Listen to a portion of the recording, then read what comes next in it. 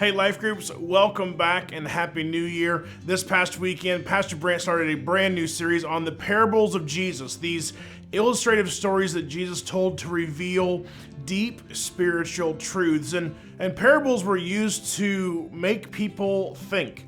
Sometimes the listeners understood right away and sometimes they didn't, but Jesus always used familiar, everyday images to reveal eternal realities. And when we talk about parables, it's important to remember that context is important.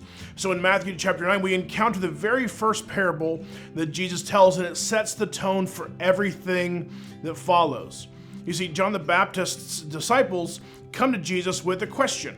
Why do we and the Pharisees fast often, but your disciples do not? Fasting in that culture was associated with mourning and sorrow, and Jesus responds with an image that they could understand: a wedding. And when the bridegroom is present, the guests don't mourn, they rejoice. And Jesus is saying, I'm here.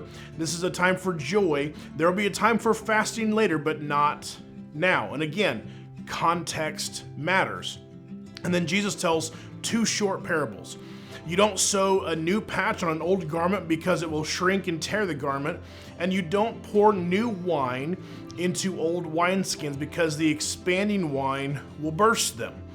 To us, these examples might feel distant or out of touch, but to Jesus' listeners, this was everyday life. The message was crystal clear. Something new requires something new to contain it. Jesus wasn't trying to just tweak the old system. He was bringing an entirely new system to the people. The old wineskins represented a religion focused on rules and rituals and traditions and customs and legalism. The new wine represented the new covenant, centered on a living relationship with Jesus. So if the old system had been enough, Jesus wouldn't have been necessary, but Jesus was shifting the focus from rule following to relationship, from looking backward to looking forward.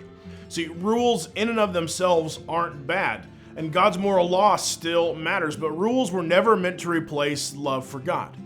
And when a relationship comes first, obedience follows naturally in how we live, speak, treat others, do business, and practice our faith. And it's important to remember that churches and individuals that refuse to change often stop growing, right? The gospel never changes, but the method, habits, and structures must. Jesus invites us to stop clinging to old wineskins and step into something new. God isn't focused on your past, but He's focused on where He is taking you. So this year, grab some new spiritual wineskins, make the changes that God is calling you to make, and may we as a church and individuals grow together this year. Enjoy your discussion today.